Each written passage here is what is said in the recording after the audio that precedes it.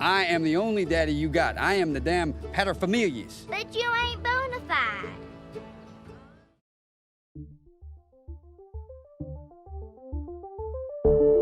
E aí galera, beleza? Aqui é o Rodrigo Ferrari, sejam bem-vindos ao meu canal.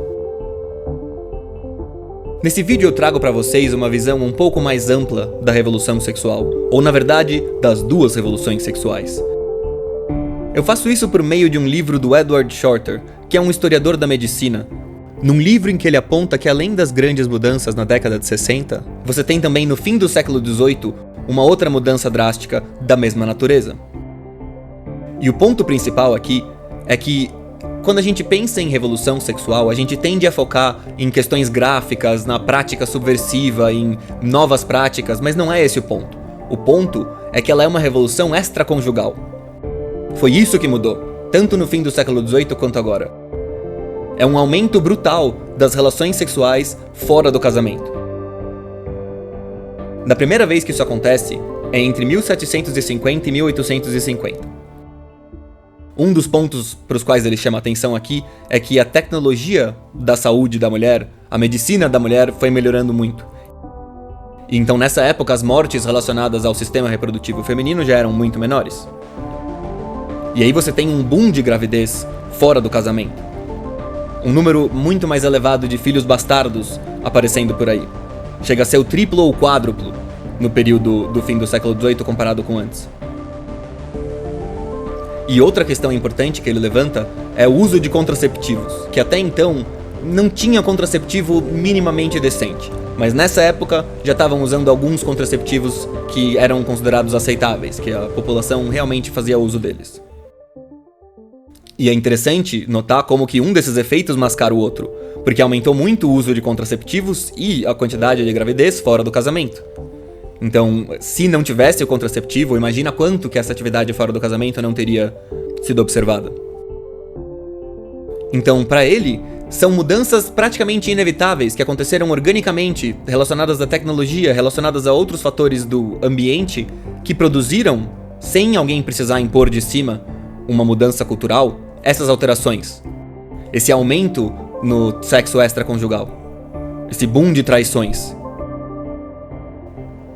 E é então depois que acontece a segunda revolução extraconjugal, a segunda revolução sexual, que é essa entre a década de 60 e 70.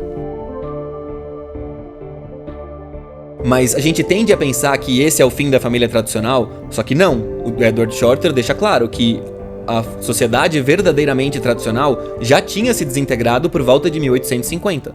Essa primeira revolução extraconjugal, ela já tinha destruído a família tradicional para praticamente todo mundo. A questão é que, na década de 60, o que aconteceu com o povo entre 1750 e 1850, agora acontecia com as classes médias. Então a revolução sexual dos anos 60 é simplesmente a classe média sendo submetida ao desastre que já tinha acontecido com os pobres, um século antes. Ele fala assim, para o povo em geral, o enterro da castidade antes do casamento começou em 1750 e não no século XX. Ele diz também que a essa altura a contracepção era tão comum, já tinha ficado tão popularizada, que o elo entre as relações sexuais e a fecundação já era praticamente inexistente. Mas aí agora, nessa segunda fase, o Shorter fala que a atividade sexual das moças cresceu tanto que mesmo com um monte de pílula, mesmo com máquinas vendendo preservativos em tudo quanto é canto, imposto de gasolina e tudo mais, as curvas de concepção fora do matrimônio foram crescendo loucamente. E é aí que finalmente a classe média tá totalmente proletarizada, nesse sentido, de todo mundo tem sexo antes do casamento, filho fora do casamento e tudo mais. E ele menciona de novo a questão da tecnologia. Ele fala que um dos principais fatores responsáveis pelo aumento da ilegitimidade dos filhos ilegítimos nos Estados Unidos depois das guerras foi uma melhoria na saúde da mulher média. Por causa principalmente de questões de dieta, questões de doenças venéreas e tudo mais. Então as mulheres engravidavam mais facilmente e dava menos problema na gravidez. Para dar uma noção desses números, vou pegar aqui umas universidades que ele cita da Suécia. Ele mostra como que em uma década, entre 1960 e 1970, as estatísticas mudaram extraordinariamente. Em escolas que só 30 a 40% das mulheres tinham tido relações sexuais antes do casamento, agora, 5 ou 10 anos depois, chegavam a ser 80%. Ou até 90%. O teto se aproximava, ele diz. Quase todas as mulheres agora já tinham transado antes do casamento. Ele mostra também a diferença na própria opinião das pessoas, que a sondagem Gallup fez a pesquisa nos Estados Unidos entre 1958 e 1968, que diz assim: a porcentagem de americanos que acreditava que as pessoas não devem ter relações sexuais antes do casamento decaiu de 68% em 1969 para 48% em 1973. Uma queda de 20 pontos percentuais em apenas 4 anos. E isso é uma pesquisa bem grande da população inteira. E ele não menciona questões de propaganda aqui, mas eu suponho que com certeza tenha acontecido um esforço da mídia nessa direção. Então, em suma, a explosão da ilegitimidade e a revolução sexual pré-conjugal começaram por ter início entre as classes baixas, e só muito mais tarde chegaram às classes médias e em reduzida medida. Então a gente ainda nunca chegou ao ponto das classes médias estarem tão mal quanto as classes mais pobres, e na verdade, hoje em dia até dá pra dizer que as classes pobres estão pior ainda, elas não pararam de piorar. Então a atividade sexual passou de um aspecto perigoso e marginal das relações entre solteiros para uma parte fulcral da formação dos casais. E a conclusão dele, no capítulo em que ele fala sobre por que isso aconteceu, é de que o capitalismo de mercado provavelmente esteve na raiz da revolução no sentimento.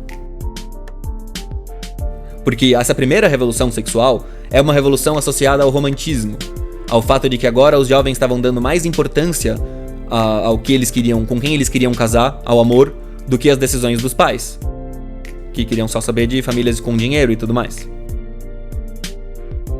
E é nessa segunda revolução que o cerne das relações se torna sexual e não simplesmente amoroso, sentimental, emocional. Ele fala como o trabalho remunerado tornava possível ignorar as advertências dos pais e encolher os ombros às repreensões do pároco.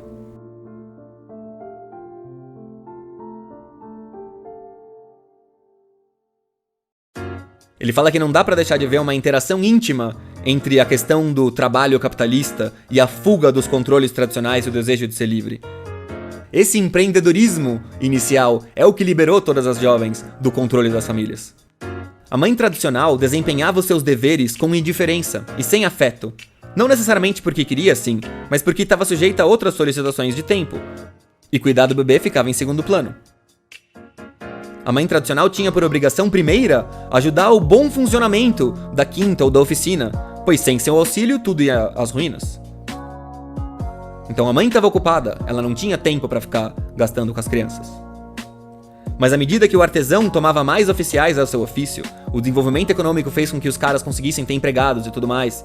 Aí, a mulher começou a se tornar mais dispensável no trabalho, e aí começa a ter mais contexto para ela se especializar só no cuidado da criança e da casa. Então, a transformação dos cuidados infantis dentro da família surgiu como resultado direto do crescimento econômico que o capitalismo do século XIX produziu. E aí vem a intensificação da vida erótica do casal, a vida dos casais começa a girar cada vez mais em torno da questão sexual, erótica e tudo mais. E a última coisa que ele diz aqui nesse capítulo é que, para ele, a família nuclear não só está a ruir, mas ela provavelmente vai ser substituída pelo casal flutuante, ele diz. Que essa será o novo formato. Não é nem família. Assim, filho é uma coisa separada e o máximo que a gente tem de casal não é nem monogamia. O Roger Scruton chama de monogamia serial, se eu não me engano. Que é essa ideia de que as pessoas continuam seguindo a monogamia, mas troca. Monogamia agora, depois com outra pessoa, depois com outra, depois com outra. E é claro, quanto mais atraente e mais bem sucedido você for, mais melhores monogamias você vai ter. Mas é isso, obrigado por assistir até o fim. E vejo vocês na próxima. Daí acho que vai entrar o Trasímaco daqui a pouco. Tem, assim, enquanto isso tá acontecendo, não chegou ainda no texto aqui, mas enquanto isso tá acontecendo, o Trasímaco, ele tá tipo, me segura, tipo, ele tá querendo se meter na conversa e xingar o Sócrates. Aqui, o Trasímaco chegou. Ele argumenta que nem uma fera selvagem. O argumento dele é o argumento da justiça dos leões, sabe? Que é o que ele vai fazer aqui. A gente tá na 336A. Tanto eu como o Polemarco ficamos tomados de pânico. E ele, voltando-se para todos, exclamou: cá está a esperteza de Sócrates. Não quer ser ele a ensinar, mas vai a toda parte para aprender com os outros, sem sequer lhes ficar grato. E aí o Trasímaco tá bravo, tá? Estádios de má fé a discutir Sócrates. Mas o Sócrates tá sendo totalmente razoável aqui. Aí o Sócrates vai, tipo, ó, vai chorar, Trasímaco. Pois bem, Trasímaco, parece-te que estou de má fé? Inteiramente, respondeu ele. Supões que foi propositadamente que te interroguei deste modo, para te prejudicar na discussão? Sei bem que sim, replicou, mas de nada te servirá. Não me passam desapercebidas as tuas manobras malfazejas, nem, se não me apanhares de surpresa, serás capaz de me dominar na argumentação. Ele sempre tá nesse clima, sabe? Aquela pessoa que você sabe que, tipo, tá acusando você de querer ganhar, e você nem tava assim, você tá meio de boa, e o cara tá lá mal pilhado. E Trasímaco é esse cara, o combatente feroz.